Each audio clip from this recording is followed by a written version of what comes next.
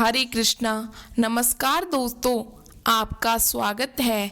आज के इस वीडियो में हम आपके लिए लाए हैं एकादशी व्रत कथा एवं पूजन विधि के बारे में।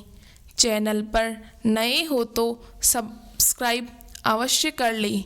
हिंदू धर्म में प्रत्येक वर्ष में 24 एकादशी पड़ती हैं, जिनमें सभी एकादशी व्रत महत्वपूर्ण माने जाते हैं। ऐसी ही परम पावनी एकादशी, जिसको कई नामों से भी जाना जाता है, जलजूलनी एकादशी, परिवर्तनी एकादशी, पद्मा एकादशी अथवा ढोल एकादशी आदि नामों से जाना जाता है। इस एकादशी के बारे में सर्वप्रथम भगवान श्री कृष्ण ने युधिष्ठिर को बताया था।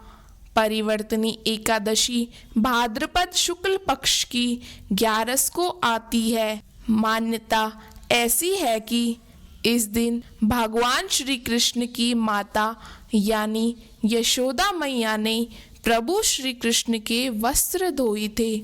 साथ ही उनका कूप पूजन भी किया गया था। इस एकादशी में भगवान श्री हरि की विशेष पूजा होती है।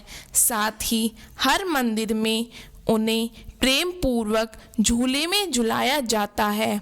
इसलिए इस एकादशी को जलझूलनी एकादशी के नाम से भी जाना जाता है। राजस्थान में इस एकादशी को ढोल एकादशी के नाम से जानते हैं। अब चलिए जानते हैं व्रत कथा एवं पूजन विधि के बारे में। एक समय की बात है, किसी राज्य में एक महान राजा राज्य करते थे। उनके राज्य में किसी भी व्यक्ति को किसी भी प्रकार की कोई कमी नहीं थी।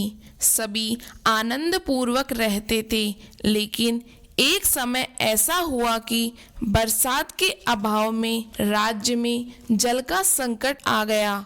इस बात से राजा बड़े ही चिंतित हुए। धीरे धीरे एक समय ऐसा भी आया जब राज्य में यहाँ पीने को जल तक नहीं मिला। तब राजा परेशान होकर अपने गुरु के पास गए। तब गुरु ने कहा कि राजन, भाद्रपद मास की एकादशी आने में कुछ ही दिन और बाकी है, जिसका नाम परिवर्तनी एकादशी है। तुम यह व्रत अवश्य करना। इस दिन भगवान श्री कृष्ण के अवतार वामन अवतार की पूजा की जाती है। अतः राजन, तुम यदि पुनः बरसात चाहते हो अथवा अपने राज्य की भलाई चाहते हो तो भगवान श्री हरि की शरण में जाओ। वही तुम्हारे समस्त संकट दूर करेंगे। ऋषि की बात मानकर राजा अपनी प्रजा के साथ भगवान श्री हरि की शरण में चले जाते हैं और समस्त प्रजा सहित राजा प्रभु श्री हरि से निवेदन करते हैं कि हे प्रभु, हम सभी के दुख दूर करो।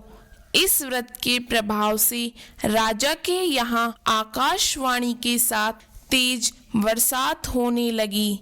समस्त राज्य का वातावरण फिर से खुशनुमा हो गया। इसके बाद से समस्त प्रजा एकादशी व्रत कर प्रभु की भक्ति करने लगी।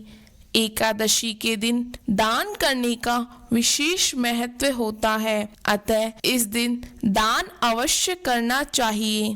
भगवान विष्णु के इस व्रत को करने में सुख, समृद्धि, धन एवं सौभाग्य की प्राप्ति होती है। एकादशी व्रत में तुलसी हल, तुलसी दल अवश्य शामिल करें, क्योंकि बिना तुलसी दल के प्रभु को भोजन नहीं समर्पित करें। अतः तुलसी दल दशमी के दिन ही तोड़ ले, क्योंकि एकादशी के दिन तुलसी जी का स्पर्श भी वर्जित होता है और द्वादशी के दिन व्रत का पारण कर व्रत को पूर्ण करना चाहिए। आप सभी का धन्यवाद।